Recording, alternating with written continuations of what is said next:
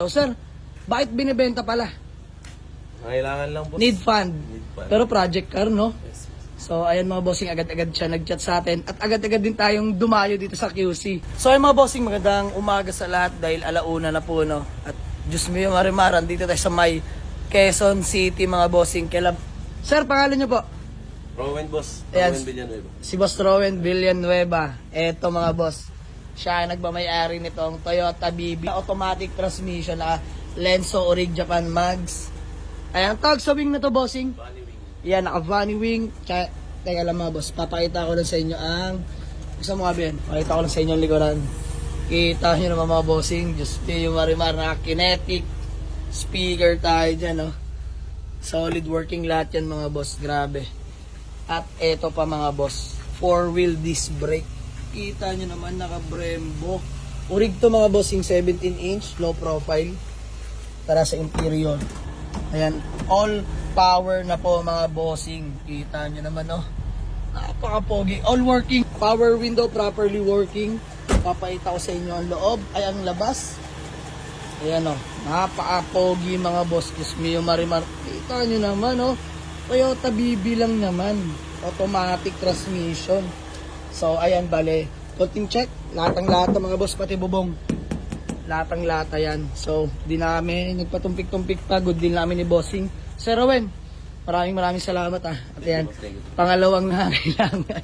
Kanina yung FD, si Boss Harold, si Sir Rowan naman ngayon. So, sir, bakit binibenta pala?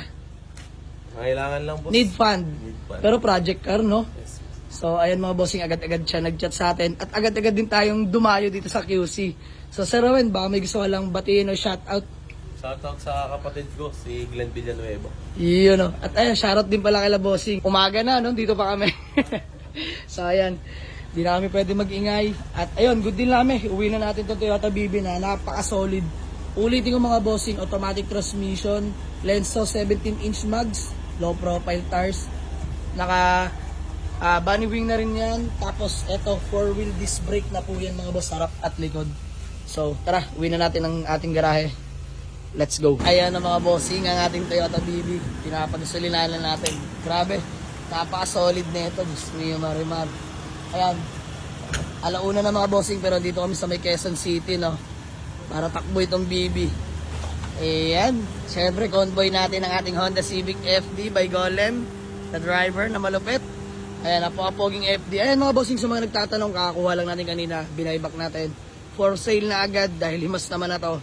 295k lang ako dito mga boss. Negotiable pa. Automatic transmission, S variant yan mga bossing. No issue. Ayan, convoy natin sa ngayon. So tara, uwi na natin tong BB natin. Grabe.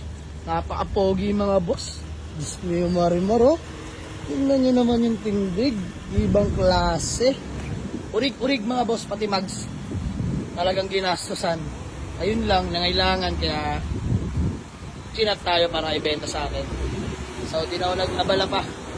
Di na ako nagpatumpik-tumpik pa. Pinuntahan ko na agad dito. Kahit malayo, okay lang.